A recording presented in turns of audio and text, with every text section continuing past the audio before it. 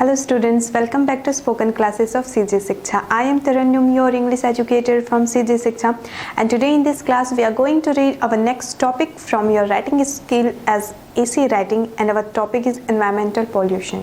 Okay so आज के इस क्लास में हम आपके राइटिंग स्किल में हम अभी पढ़ रहे हैं एसे राइटिंग, जिसका नेक्स्ट टॉपिक जो कि है आपका एनवायरमेंटल पॉल्यूशन, दैट मीन्स पर्यावरण प्रदूषण. ठीक है, तो बहुत ही इजी, इंटरेस्टिंग और इम्पोर्टेंट ये टॉपिक है आपके एसे राइटिंग में कि एनवायरमेंटल पॉल्यूशन, पर्यावरण प्रदूषण. आपको इसका रीजंस भी पता है कि क्यों होता है एनवायरमेंट पॉल्यूशन. ठीक है, कैसे हम लोग इसको कंट्रोल कर सकते हैं ये भी आपको पता है. तो इसमें इतने सारे आप पॉइंट्स बना सकते हैं और बहुत ही आसानी से उसको डील भी कर सकते हैं. और जैसे कि मैं आपको हर एक ऐसे राइटिंग वाले क्लासेस में आपको बताती हूँ कि आपको किस तरीके से लिखना है, कैसे आप पॉइंट बनाएंगे और कैसे उस पॉइंट को आपको डील करना है. ठीक है, हमेशा पॉइंट से रिलेटेड ही उसके अंदर का उसका डिस्क्रिप्शन होना चाहिए. और आपको ये भी अब याद हो गया होगा कि जब हम ऐसे लिखना स्टार्ट करते हैं तो इंट्रोडक्शन और कंक्लूजन हमको ऐड करना ही होता है. इंट्रोडक्शन में हम क्या ऐड करते हैं, हमारा जो टॉपिक है उसका इंट्रोडक्शन. ठीक है, जैसे कि आज का हमारा टॉपिक क्या है, एनवायरमेंटल पॉल्यूशन. तो इसके इंट्रोडक्शन में आप एनवायरमेंटल पॉल्यूशन के बारे में ही लिखेंगे. देन लास्ट में हमको लिखना होता है कंक्लूजन. ठीक है, कंक्लूजन मीन्स उपसंहार. तो वो भी आपको पता है कि कैसे आप कंक्लूजन लिखेंगे. और इन दोनों के बीच में हमको कुछ पॉइंट्स लिखने होते हैं. ठीक है, पॉइंट्स लिखने होते हैं और उन्हीं पॉइंट्स को फिर हम उसको डील करते हैं, डिस्क्राइब करते हैं, उसका डिस्क्रिप्शन लिखते हैं. जैसे कि आज के हमारा जो टॉपिक है एनवायरमेंटल पॉल्यूशन, तो सबसे फर्स्ट पेज में आपको क्या लिखना होता है, कुछ की पॉइंट्स लिखने होते हैं कि हम उस एसे के अंदर क्या क्या लिखने वाले हैं. तो हम इंट्रोडक्शन और कंक्लूजन तो लिखने ही वाले होते हैं और उसके बीच के कुछ पॉइंट्स यहाँ मैंने मेंशन किया. आप भी खुद से बहुत सारे पॉइंट्स लिख सकते हैं. Causes of pollution, how to control environmental pollution, effect of environmental pollution. ठीक है, बहुत सारे होते हैं, बहुत टाइप्स ऑफ पॉल्यूशन लिख सकते हैं. हर एक टाइप को, जैसे कि आज यहाँ पे हमने मेंशन किया है, हर एक टाइप को, चाहे वो आपका नॉइज पॉल्यूशन हो, एयर पॉल्यूशन हो, वाटर पॉल्यूशन हो, लैंड पॉल्यूशन हो, सॉइल पॉल्यूशन हो, वॉट एवर. तो हर एक टाइप को हम पर्टिकुलरली अलग अलग पॉइंट बना के उसको डील कर सकते हैं. तो इस तरीके से एनवायरमेंटल पॉल्यूशन के लिए आपको बहुत सारे पॉइंट्स आपको मिल जाएंगे जिसको आप इजीली क्या कर सकते हैं, डील कर सकते हैं. सो देखिए आज का हमारा टॉपिक क्या है, एनवायरमेंटल पॉल्यूशन. फर्स्ट पेज में हमने मेंशन किया है की पॉइंट्स. की पॉइंट्स के अंदर सबसे पहले आपको पता ही है कि इंट्रोडक्शन लिखेंगे हम. एनवायरमेंटल पॉल्यूशन का इंट्रोडक्शन सबसे पहले हमको लिखना है. उसके बारे में कुछ हम बताएंगे कि एक्चुअल में एनवायरमेंटल पॉल्यूशन होता क्या है, किस रीज़न से होता है, वो तो हम आगे मेंशन किए ही हैं. तो एनवायरमेंटल पॉल्यूशन एक्चुअल में होता क्या है, किसके वजह से होता है ये. ठीक है, तो हमारी ही वजह से होता है, हम ह्यूमन बींग्स की वजह से, या फिर हम कहें कि पूरे लिविंग बींग के वजह से होता है. नेक्स्ट पॉइंट रहेगा हमारा कॉजेज ऑफ एनवायरमेंटल पॉल्यूशन. ठीक है, कि एनवायरमेंटल पॉल्यूशन किन किन कारणों से होता है, जिसमें हम मेंशन करने वाले हैं एयर पॉल्यूशन की वजह से, वाटर पॉल्यूशन, सॉइल या फिर हम कहें लैंड पॉल्यूशन, नॉइस पॉल्यूशन. तो ये इसी के अंदर के पॉइंट्स होंगे. देन नेक्स्ट हम मेंशन करेंगे, सॉरी यहाँ तक नहीं है, आपका नॉइस पॉल्यूशन तक है. देन उसके बाद नेक्स्ट पॉइंट है हमारा इफेक्ट्स ऑन वाटर.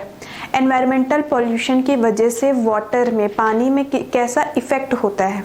ठीक है, क्या क्या बोल सकते हैं, दुष्प्रभाव देखने को हमको मिलता है, क्योंकि वाटर हमारे सभी लिविंग बींग्स के लिए बहुत ही नेसेसरी चीज़ है. क्योंकि without water our life is not possible. हमको पता है कि बिना पानी के हम जिंदा रह ही नहीं सकते. और अगर हमारा वही पानी जो है वो प्रदूषित हो जाएगा, दैट मीन्स अगर हमारा वाटर जो है वो पॉल्यूटेड हो जाएगा, जिसकी वजह से सारे लिविंग बींग्स को कुछ ना कुछ डिजीज़ को फेस करना पड़ेगा. कुछ ना कुछ डिजीज़ होंगे और हमारी जो परेशानियाँ, हमारी जो प्रॉब्लम्स है वो डे बाई डे इंक्रीज होते जाते हैं. तो इफेक्ट ऑन वाटर में हम इस टाइप का कुछ लिख सकते हैं. उसके बाद नेक्स्ट आपका पॉइंट है फूड रिएक्शन. एनवायरमेंटल पॉल्यूशन की वजह से फूड रिएक्शन, ठीक है, बहुत सारे खाद्य पदार्थ में भी आप देखें, चाहे आप अपने खाने की चीज़ों में देखें, उसका भी प्रभाव आप देख सकते हैं कि पर्यावरण प्रदूषण की वजह से खाने की चीज़ों में भी प्रभाव पड़ता है. तो इस तरीके से आज का हमारा की पॉइंट ये होगा और इन्हीं पॉइंट्स को हम वन बाय वन डील करने वाले हैं. So let's be start. सबसे पहले हम देखेंगे इंट्रोडक्शन. ठीक है। हमारा टॉपिक सबसे पहले हम ऊपर मेंशन कर लेते हैं। हमारा टॉपिक क्या है आज का? एसे का टॉपिक है आपका एनवायरमेंटल पॉल्यूशन। एनवायरमेंटल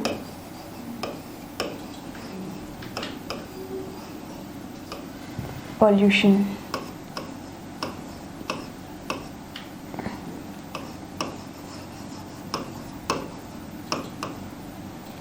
ये हमारा मेन टॉपिक है। सबसे पहले अब हम इंट्रोडक्शन स्टार्ट करेंगे। The environment is the surrounding of an organism. Environment मतलब क्या समझते हैं हम? हमारा आसपास का जो भी पर्यावरण है, जो भी हमारी प्रकृति हो, चाहे कुछ भी चीज़ हो, पूरे हमारे सराउंडिंग मीन्स आसपास की सभी चीज़ों को हम क्या बोल सकते हैं? हमारा एनवायरनमेंट बोल सकते हैं। The environment in which an organism lives is made up of various components like air, water, land, etc. Environment के अंदर, जिस पर्यावरण के अंदर बहुत सारे अलग अलग टाइप के लोग रहते हैं, कई सारे जीव जंतु, जानवर, ठीक है, बर्ड्स, एनिमल्स, ह्यूमन बींग्स, सब लोग रहते हैं एनवायरनमेंट के अंदर में। और हम देख सकते हैं कि एनवायरनमेंट की वजह से कई अलग अलग पॉल्यूशंस होते हैं, जैसे कि air pollution, water pollution, land pollution, ठीक है, noise pollution and all that. These components are found in fixed proportion to create a harmonious balance in the environment for the organism to live in. जैसे कि हमारे आसपास में हम रहते हैं तो हमारे आसपास में एयर होता है, वाटर होता है, लैंड होता है, ठीक है, मतलब वायु होता है, पानी होता है और ज़मीन, धरती होती है। तो ये सारी चीज़ें जो भी हैं, ये सभी का अपना एक फिक्स रेशियो होता है, ठीक है, तब जाके हमारा एनवायरनमेंट जो है वो बैलेंस रहता है, संतुलित रहता है। अगर इसका रेशियो थोड़ा भी अनबैलेंस होगा, मतलब अगर मान लीजिए कि एयर में पॉल्यूशन ज़्यादा हो गया, वाटर में पॉल्यूशन ज़्यादा हो गया एंड ऑल दैट कुछ भी, तो वो जो रेशियो का जो बैलेंस है वो क्या हो जाएगा? अनबैलेंस होने लगेगा। और फिर इसी वजह से ही एनवायरमेंटल पॉल्यूशन होती है, जिसके वजह से सारे लिविंग बींग्स को प्रॉब्लम्स फेस करना पड़ता है। Any kind of undesirable and unwanted change in the proportion of these components can be termed as pollution. किसी भी तरीके का कुछ भी बदलाव जो कि अननेसेसरी हो या फिर अनवांटेड, जो बदलाव हम चाहते ही नहीं हैं, अगर इस तरीके का कुछ भी बदलाव आता है हमारे एनवायरनमेंट के अंदर, तब जाके ही वो हमारे एनवायरनमेंट को पॉल्यूट करता है। This issue is increasing with every passing year. और ये जो प्रॉब्लम है, ये जो परेशानी है, वो हर गुजरते साल के साथ सिर्फ और सिर्फ बढ़ती जा रही है। It is an issue that creates economic, physical and social troubles. और ये परेशानी एक ऐसी परेशानी है जो हमको शारीरिक रूप से, सामाजिक रूप से या फिर हम कहें आर्थिक रूप से दिन ब दिन कमज़ोर बनाते जा रही है और हमको इस परेशानी में वो और डालते जा रही है। The environmental problem that is worsening with each day needs to be addressed so that its harmful effects on human as well as the planet can be discarded. ये जो एनवायरनमेंट का प्रॉब्लम है, दैट मीन्स पर्यावरण की ये जो समस्याएं हैं, जो भी परेशानी है, वो हर गुजरते साल के साथ बढ़ते जा रही है और इसको चाहिए कि वो हर गुजरते दिन के साथ इसमें सुधार हो, तब जाके जितने भी ह्यूमंस हैं, जितने भी लिविंग बींग्स हैं, या फिर जो भी हमारा प्लैनेट है, वो हार्म होने से बच सकता है। अदरवाइज ये पूरे तरीके से क्या हो जाएगा? बर्बाद हो जाएगा, अगर हमारा environmental pollution day by day increase होगा। चलिए, ये तो था हमारे एनवायरमेंटल पॉल्यूशन का इंट्रोडक्शन। अब देखिए नेक्स्ट क्या है, कॉजेज ऑफ एनवायरमेंटल पॉल्यूशन। पर्यावरण प्रदूषण होने की क्या क्या कारणें होती हैं? सो with the rise of the industries and the migration of people from villages to cities in search of employment, there has been a regular increase in the problem of proper housing and unhygienic living condition.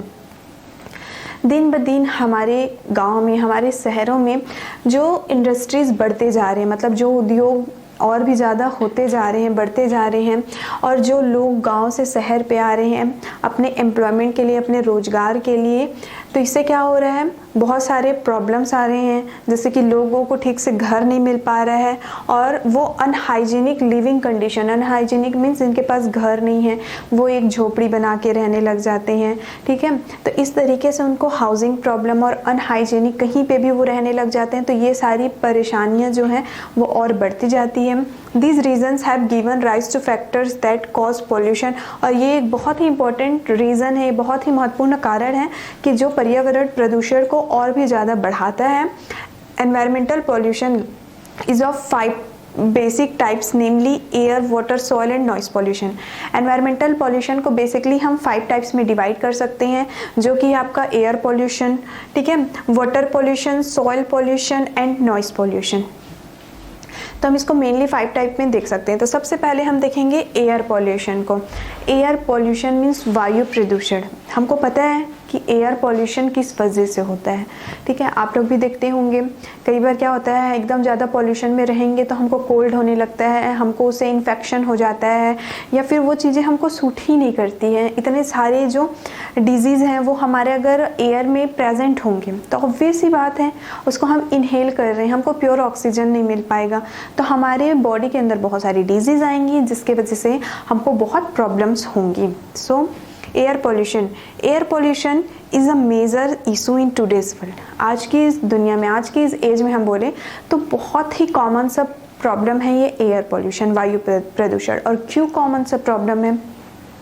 Day by day जितने भी population है वो increase होते जा रहे हैं, जितने population increase हो रहे हैं लोगों का नीड उतना बढ़ता जा रहा है, उनको व्हीकल फैसिलिटी उतनी चाहिए, और ज़्यादा से ज़्यादा व्हीकल फैसिलिटी अगर लोग यूज़ कर रहे हैं, व्हीकल मीन्स जो गाड़ी मोटर जो भी चीज़ें होती हैं, ठीक है, तो ये सारी चीज़ों का जितना ज़्यादा इस्तेमाल किया जा रहा है उतना ज़्यादा उसके धुएँ से एयर पॉल्यूशन हो रहा है। इतने सारे इंडस्ट्रीज़ बनते जा रहे हैं, किसके लिए बन रहे हैं? वो हम ह्यूमंस के लिए बन रहे हैं, हमारे नीड को फुलफिल करने के लिए बनाया जा रहा है। तो इंडस्ट्री से निकलने वाले जो स्मोक है, जो धुआं है, वो वायु में मिल करके क्या कर रही है, उसको पूरी तरीके से प्रदूषित कर दे रही है। इसलिए आज के डेट में सबसे मेजर जो प्रॉब्लम है हम बोल सकते हैं एयर पॉल्यूशन है।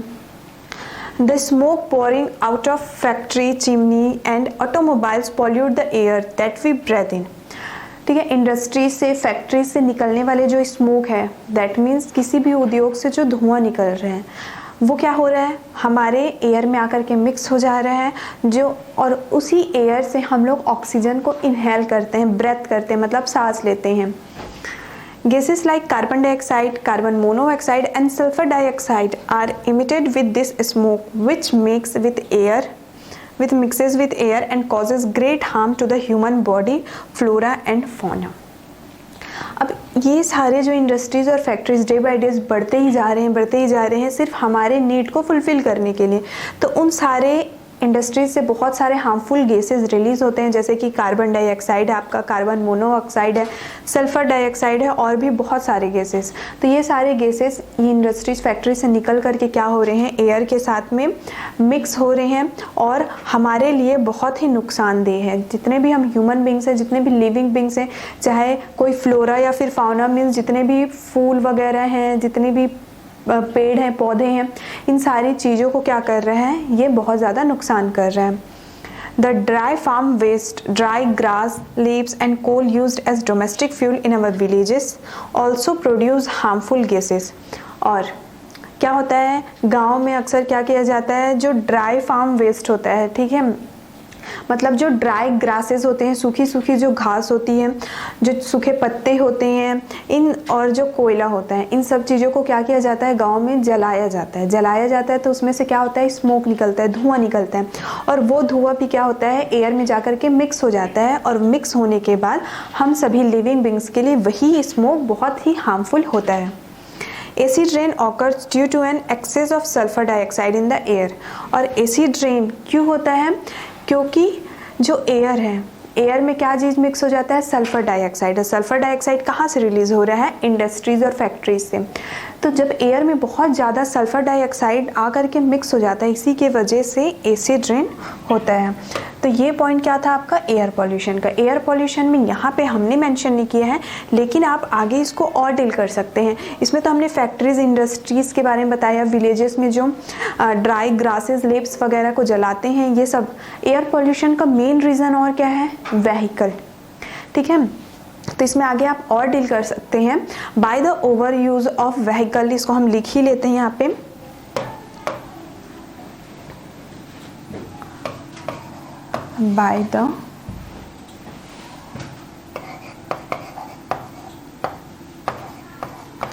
by the overuse of vehicle,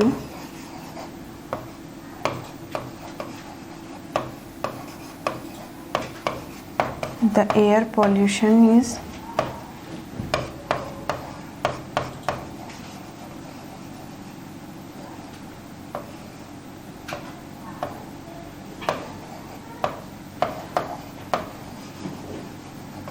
continuously increased.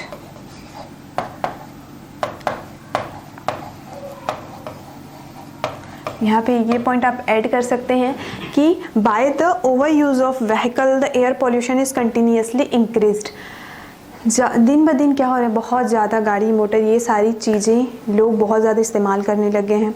उसमें से अनवांटेड गैसेस, जो हार्मफुल गैसेस होते हैं वो रिलीज़ होते हैं, जो कि एयर में जाकर के मिक्स होते हैं और फिर वो हमारे एयर को पोल्यूट कर देते हैं। तो इसके आगे आप और भी डील कर सकते हैं, जैसे कि हमने बस यहाँ पे एक लाइन मैंने ऐड करवाया, आगे आप और ऐड कर सकते हैं कि डे बाई डे जो पॉपुलेशन बढ़ते जा रहा है, पॉपुलेशन के बढ़ने की वजह से जो लोग व्हीकल्स के इतने ज़्यादा ओवर यूज़ कर रहे हैं, और यही ओवर यूज़ करने की वजह से ही क्या हो रहा है, एयर पॉल्यूशन भी और बढ़ते जा रहा है। और ये जो ओवर यूज़ ऑफ व्हीकल है ये एक बहुत ही मेजर प्रॉब्लम है एयर पॉल्यूशन होने का। तो ये पॉइंट भी आप ऐड कर सकते हैं, ठीक है।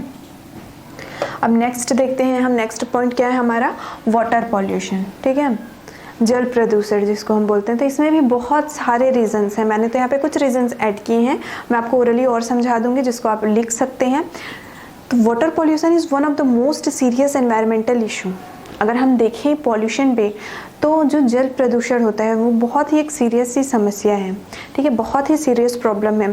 क्योंकि जैसे कि अभी मैंने आपको बताया था, without water our life is not possible, so we can say that without water our life is impossible, ठीक है। बिना जल के तो हमारा जीवन संभव ही नहीं है।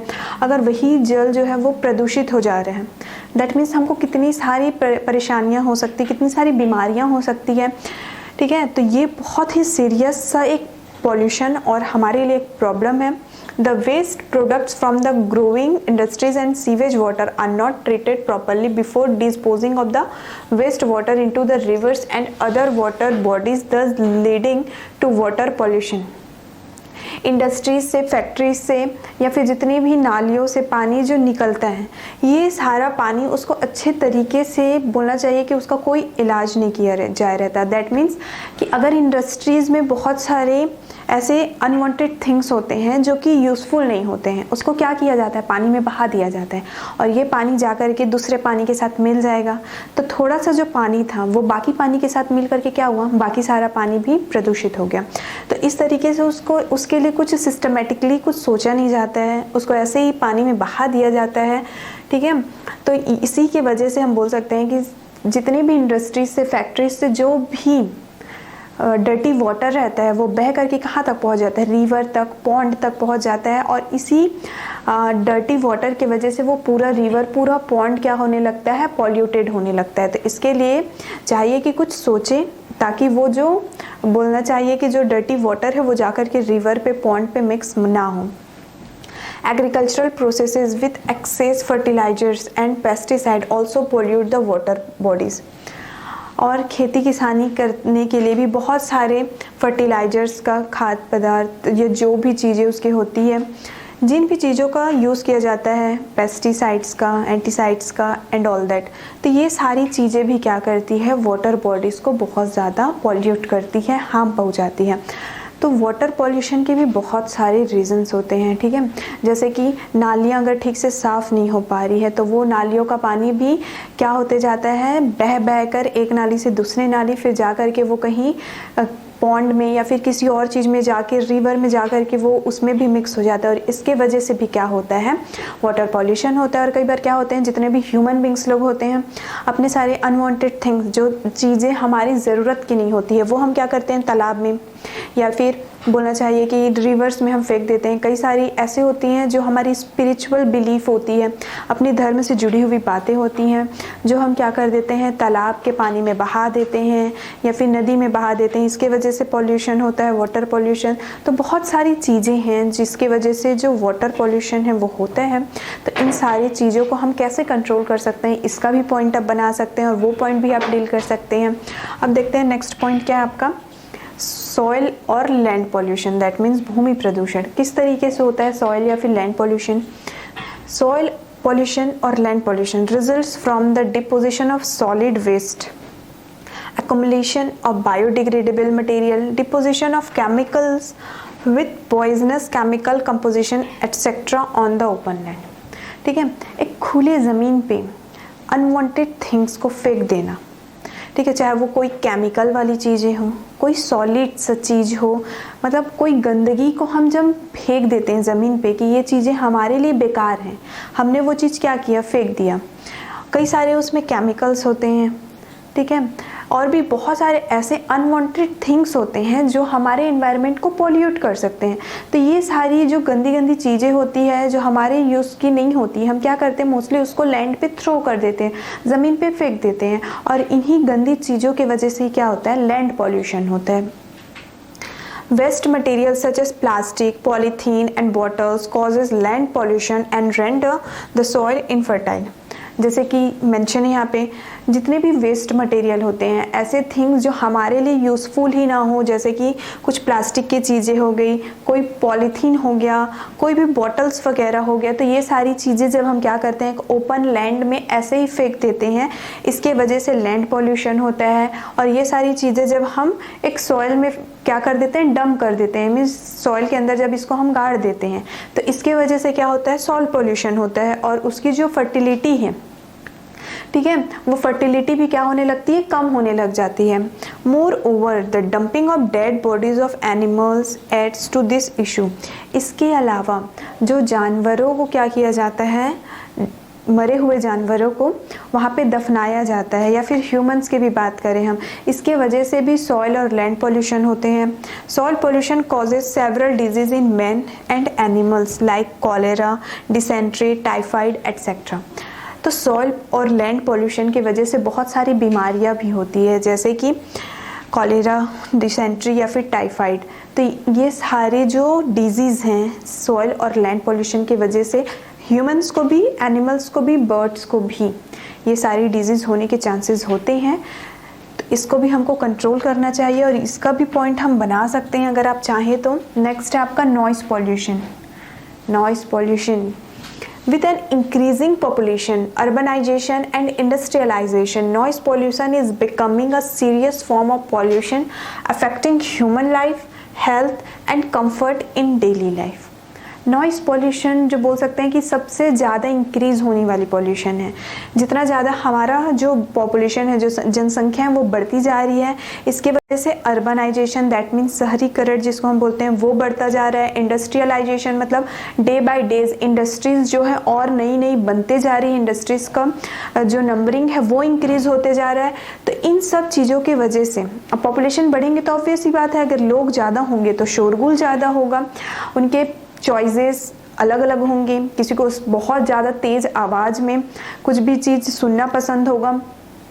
तो इस तरीके से ये सारी चीज़ें जो है वो नॉइस पॉल्यूशन की रीज़न बनती है, और नॉइस पॉल्यूशन जो है वो बहुत ही सीरियस फॉर्म में हमारे ह्यूमन लाइफ को इफ़ेक्ट पहुंचाता है। वो कैसे? Horns of vehicles, loudspeakers, music system and industrial activities contribute to noise pollution। Noise pollution का मेजर रीज़न क्या क्या हो सकता है? जो भी व्हीकल्स में जितने भी कार हैं, बाइक हैं, बस हैं, ट्रक हैं, या जो भी, उनका जो हॉर्न होता है, जो हाई वॉल्यूम में होता है, वो रीज़न बनता है आपके नॉइस पॉल्यूशन के लिए। जो हम लाउड स्पीकर का यूज़ करते हैं, जो हम म्यूज़िक इंस्ट्रूमेंट्स वगैरह चलाते हैं, तो इसमें से जो बहुत ही हाई वॉल्यूम में साउंड आता है, ये सारी चीज़ों की वजह से नॉइस पॉल्यूशन होता है।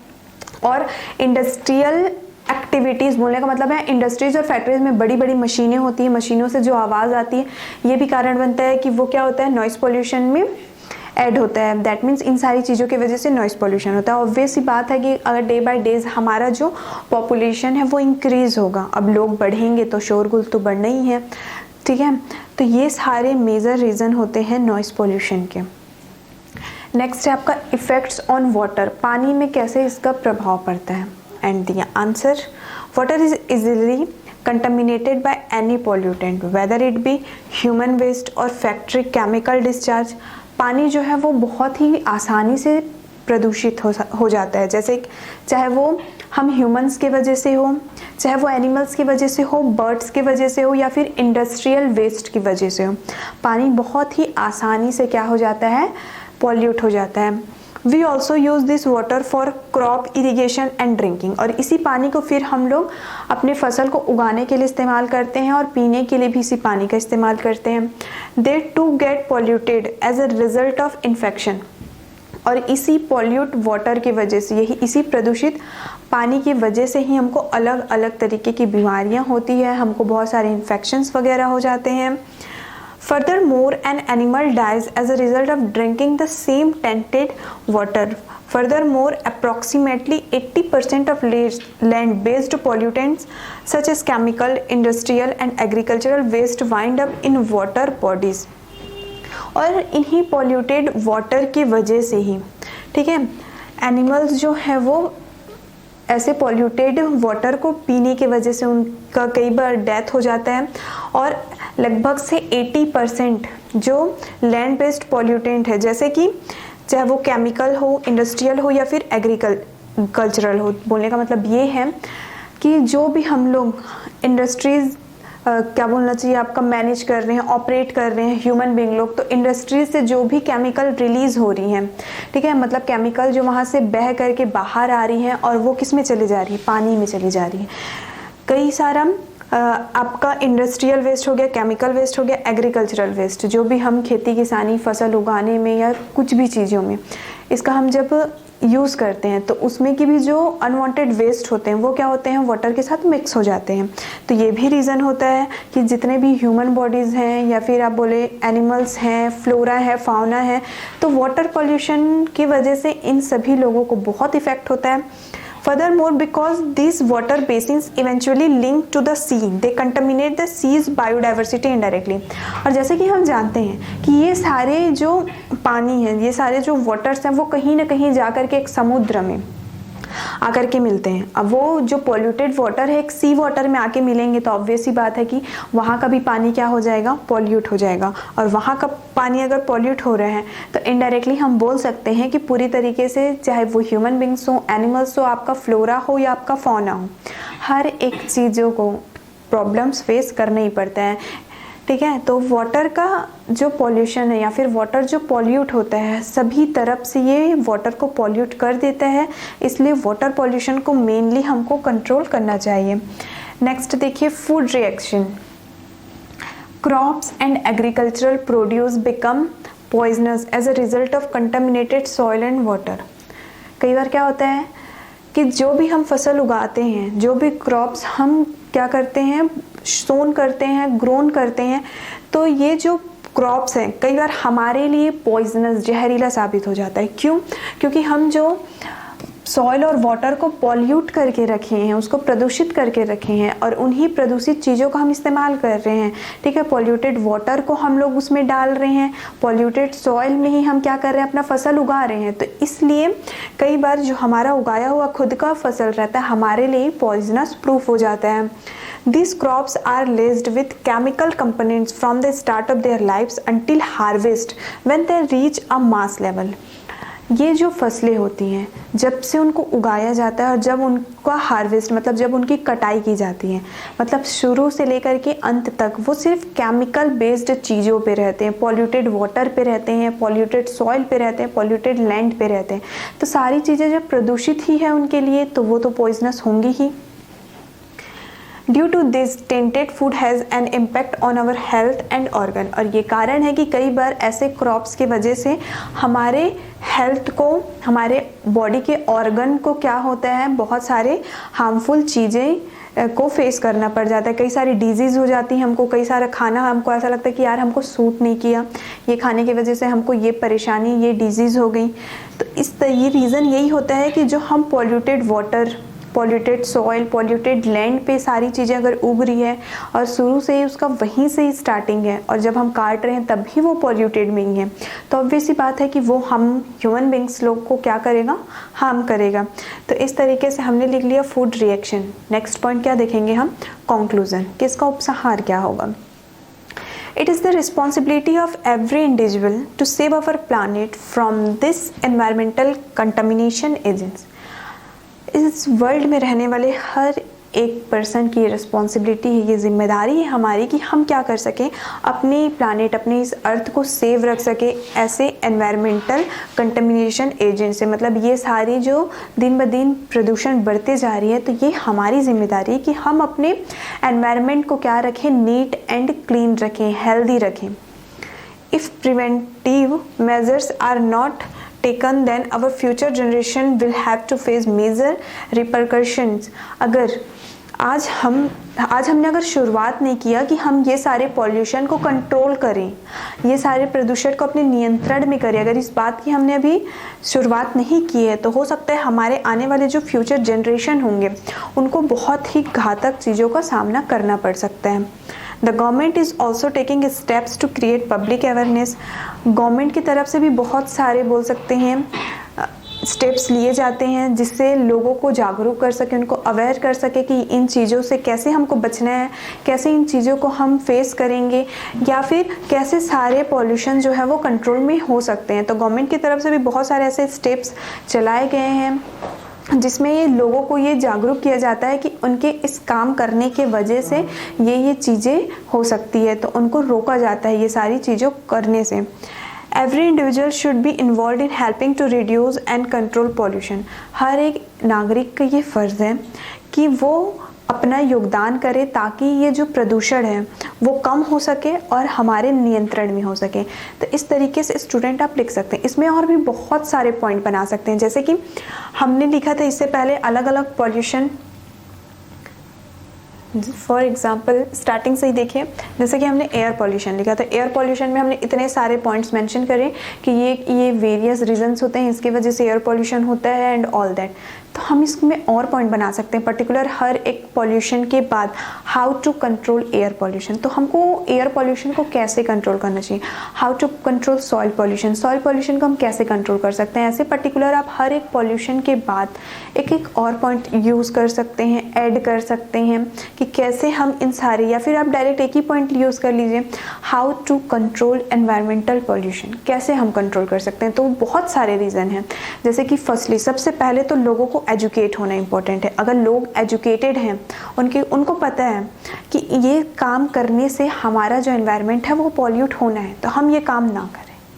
ठीक है, फर्स्ट चीज़ तो सब लोग को एजुकेट होना चाहिए। सेकंड कि गवर्नमेंट जो इतने सारे स्टेप्स स्टार्ट कर रहे हैं, बहुत सारी चीज़ों का जो वो शुरुआत कर रहे हैं कि लोगों को क्या किया जाए, जागरूक किया जाए कि वो ऐसे काम करने से रुके जिसकी वजह से हमारा पर्यावरण जो है वो प्रदूषित हो रहा है। तो हमको क्या करना चाहिए, अपने आस पड़ोस, अपने छोटे भाई बहन, अपने बच्चों को, अपने मम्मी पापा को एंड ऑल दैट, जितने भी फैमिली मेम्बर हैं, सब लोगों को हमको खुद एक रिस्पॉन्सिबल सिटीज़न होने के नाते हमको क्या करना चाहिए, उनको अवेयर करना चाहिए कि ये चीज़ करने से ये पॉल्यूशन होता है, हमको इसको कंट्रोल करना चाहिए। ठीक है, तो बहुत सारे रीज़न आप ऐड कर सकते हैं स्टूडेंट, और अपने मन से बहुत सारे पॉइंट्स बना सकते हैं। सो आज का हमारा जो टॉपिक था एनवायरमेंटल पॉल्यूशन आज कंप्लीट होता है, एंड आई होप सो कि आपको समझ में आया होगा और आप खुद से भी बहुत अच्छे से लिख सकते हैं। सो मिलते हैं हम नेक्स्ट वीडियो में, हम हमारे नेक्स्ट टॉपिक के साथ। Thank you.